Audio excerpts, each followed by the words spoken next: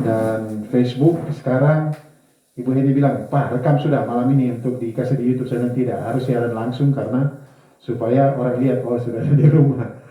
Jadi kita membuka satu bagian firman Tuhan dalam Lukas pasalnya yang ke-17. Injil Lukas pasal 17. Nah, sebelum membaca Alkitab, mari kita tunduk kepala dan berdoa. Kita berdoa. Allah yang kekal, Bapa kami di dalam Tuhan Yesus Kristus, kami bersyukur oleh karena kami ada kembali di tempat ini. Kami mengucap syukur karena kami juga mau membaca dan merenungkan firman-Mu. Biarlah Tuhan tolong kami berbicara secara pribadi kepada masing-masing kami. Pakailah hamba-Mu untuk menjadi alat saluran berkat firman pada saat ini. Beri sikap hati yang benar bagi kami. Belajar firman Tuhan untuk melakukannya supaya kami hidup dalam berkat-berkat firman-Mu. Dalam nama Tuhan Yesus kami berdoa. Haleluya. Amin. Lukas pasal 17 ayat 11 sampai ayat 19. Lukas 17 ayat 11 sampai 19. Demikian firman Tuhan. Dalam perjalanannya ke Yerusalem, Yesus menyusur perbatasan Samaria dan Galilea. Ketika ia memasuki suatu desa, datanglah 10 orang kusta menemui dia. Mereka tinggal berdiri agak jauh dan berteriak, Yesus, Guru, kasihanilah kami. Lalu ia memandang mereka dan berkata, pergilah, perlihatkanlah dirimu kepada imam-imam. Dan sementara mereka di tengah jalan, mereka menjadi tahir. Seorang dari mereka ketika melihat bahwa ia telah sembuh, kembali sambil memuliakan Allah dengan suara nyaring. Lalu tersungkur di depan kaki Yesus dan mengucap syukur kepadanya. Orang itu adalah orang Samaria. Lalu Yesus berkata, bukankah ke-10 orang tadi semuanya telah menjadi tahir? Di manakah yang 9 orang itu? Tidak adakah di antara mereka yang kembali untuk memuliakan Allah selain daripada orang asing ini? Lalu ia berkata kepada orang itu, berdirilah, imanmu telah menyelamatkan engkau. Demikian jauh pembacaan firman Tuhan. Bapak Ibu saudara-saudara yang saya kasih dalam Tuhan Yesus Kristus, saat ini kita akan berbicara tentang iman. Iman. Apakah iman? Apakah iman? Iman secara umum dipahami sebagai kepercayaan, sebagai keyakinan. Nah, pada konteks kita, kalau di Ibrani pasal 11 ayat 1, itu panjang lebar menjelaskan tentang iman. Tetapi pada konteks kita kali ini akan belajar konsep iman kepada Tuhan Yesus Kristus. Nah, saudara-saudara yang saya kasih dalam Tuhan, kita akan belajar tentang iman yang sejati, iman yang sebenarnya, iman yang sesungguhnya. Sebagai orang yang percaya, selaku orang yang beriman, kita harus memiliki iman yang sejati.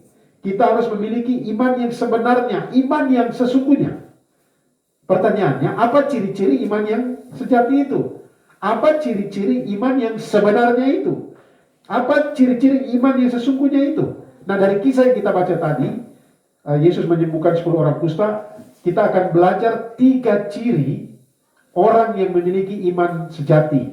3 ciri orang yang memiliki iman yang sebenarnya. Dari sini kita akan lihat, apakah kita memiliki iman sejati atau tidak. Apakah kita memiliki iman yang sebenarnya atau tidak.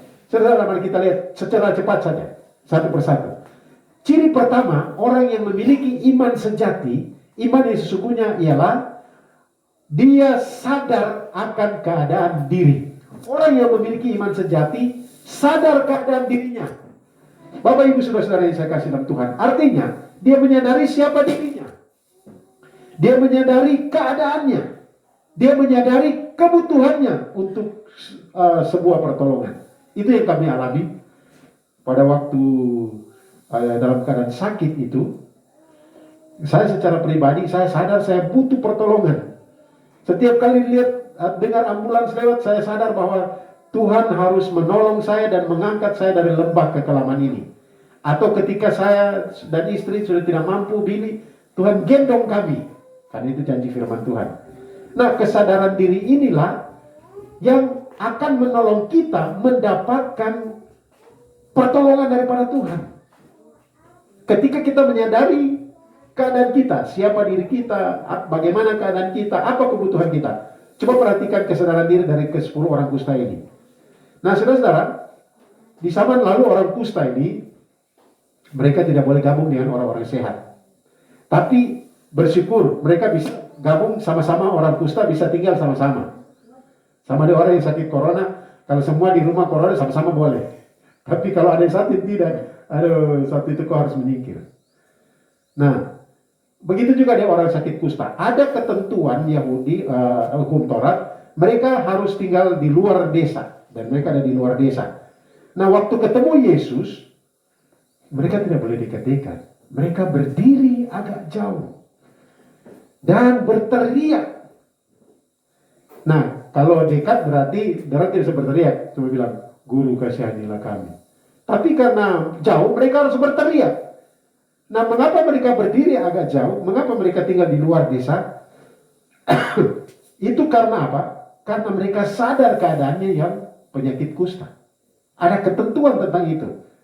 Dan yang ketiga, mereka berteriak mohon belas kasihan. Berteriak mohon belas kasihan itu adalah kesadaran diri bahwa mereka membutuhkan pertolongan.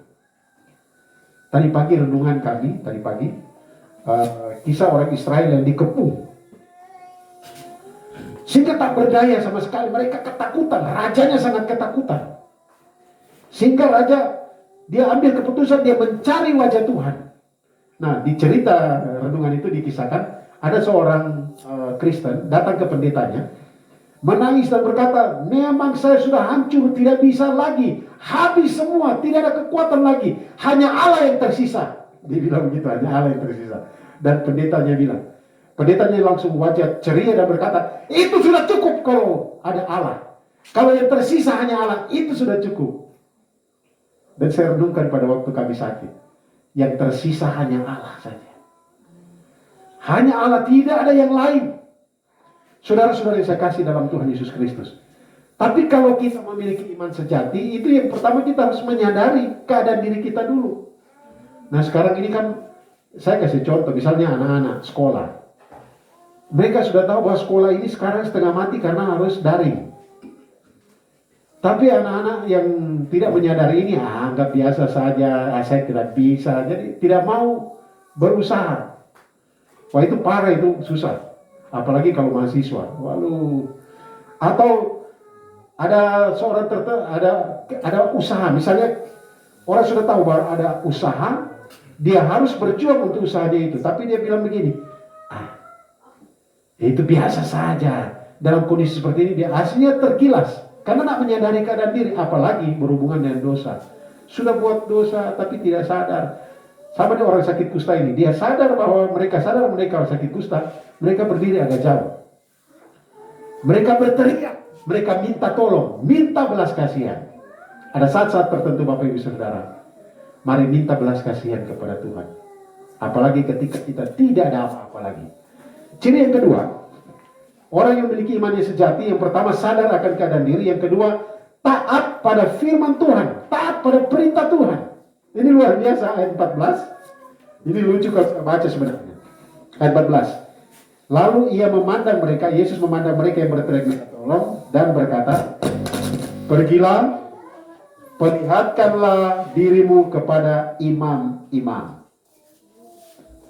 Nah, Yesus berkata, pergilah, perlihatkanlah dirimu kepada imam-imam.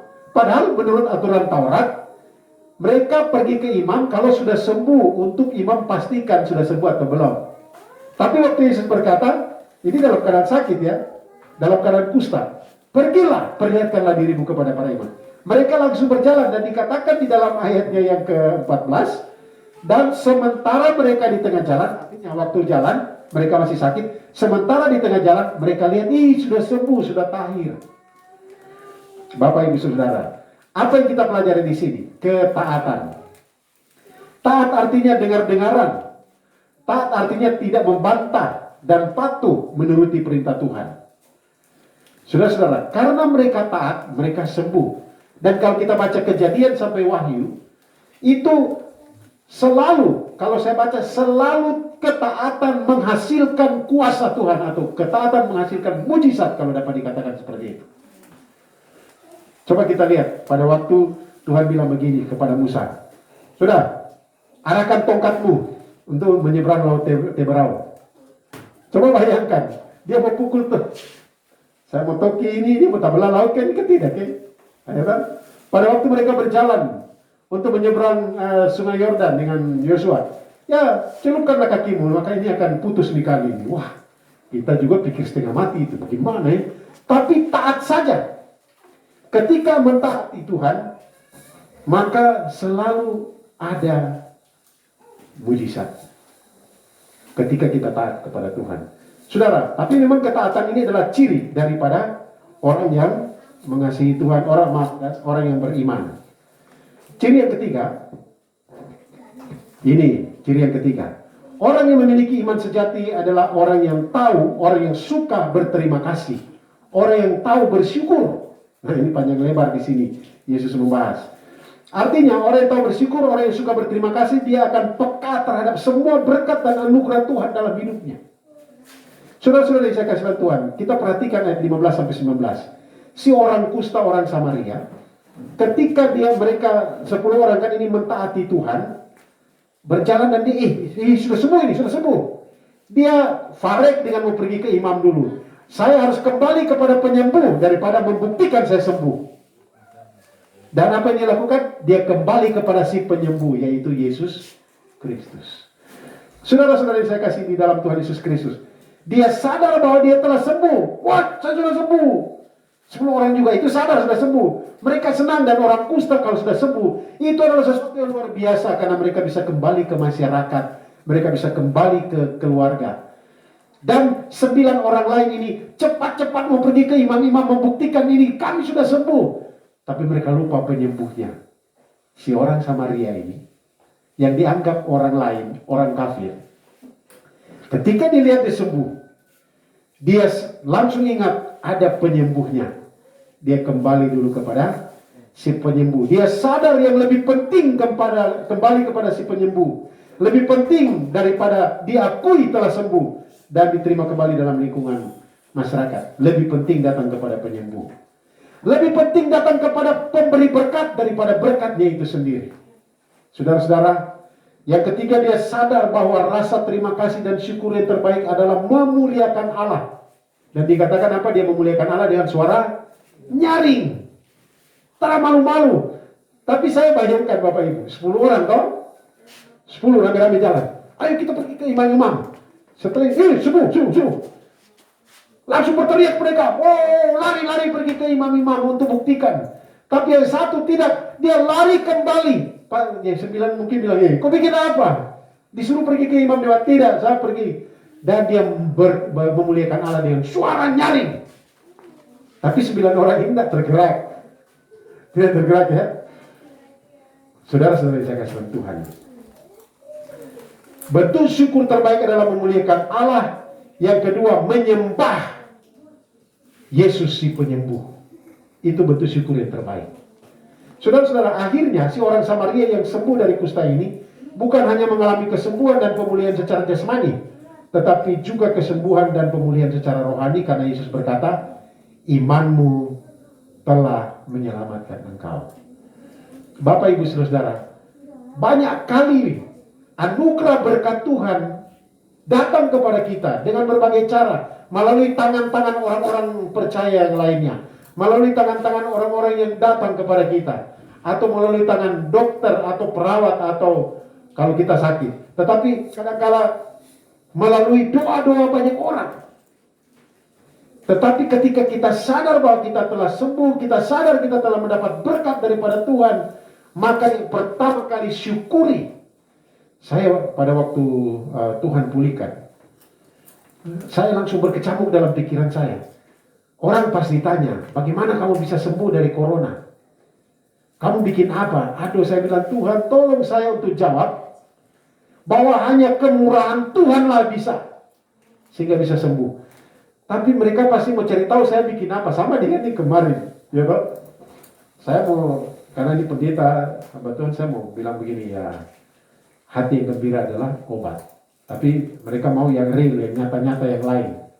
Tapi memang kita hati yang gembira. Pagi-pagi saya ada ibu, sepanjang hari kita putar lagu, bongkar-bongkar. Makanya saya kasihan yang tetangga di sebelah, Pak John. Tapi kita putar lagu penyembahan dari pagi sampai sore. Kami ada di bawah pohon, hirup-hirup udara segar. Kami beraktivitas, rasa demam tinggi, panas-panas besar begini, kita berpanas-panas, ria. Nah, saudara-saudara saya kasih dalam Tuhan, bersyukur, berterima kasih itu sangat penting.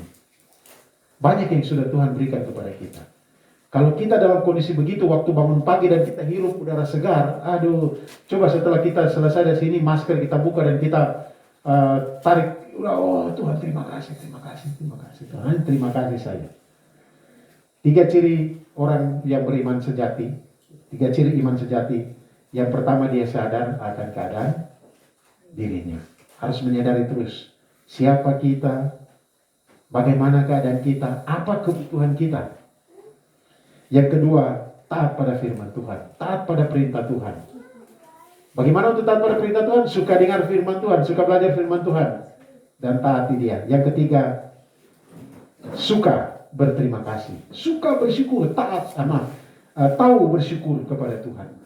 Banyak yang perlu kita pikirkan Bapak Ibu Saudara untuk bersyukur kepada Tuhan. Banyak perkara yang telah Dia berikan dalam kehidupan kita. Dan kita hanya mengatakan, Bapa Engkau sungguh baik. Kiranya firman Tuhan ini akan menolong kita untuk semakin mengasihi Tuhan. Mari kita tunduk kepala dan kita berdoa. Terima kasih Bapa, kami bersyukur untuk kesempatan yang Kau beri bagi kami belajar dari firman. Tolonglah kami ya Tuhan untuk memiliki iman yang sejati, yang selalu menyadari keadaan diri kami, siapa kami, apa kebutuhan kami, dan mungkin kesadaran bahwa kami perlu Tuhan hari lepas hari. Tuhan juga memampukan kami untuk dapat mentaati firman-Mu dari hari ke hari, mencintai firman-Mu. Dan lebih daripada itu Tuhan, tolonglah kami untuk senantiasa mengucap syukur dengan apapun yang Tuhan izinkan dalam kehidupan kami. Karena pasti ada rencana-Mu yang indah ketika peristiwa-peristiwa Tuhan izinkan ada dan kami alami. Terima kasih untuk firman-Mu. Kami mengucap syukur dalam nama Tuhan Yesus. Haleluya. Amin. Kembalikan memberkati.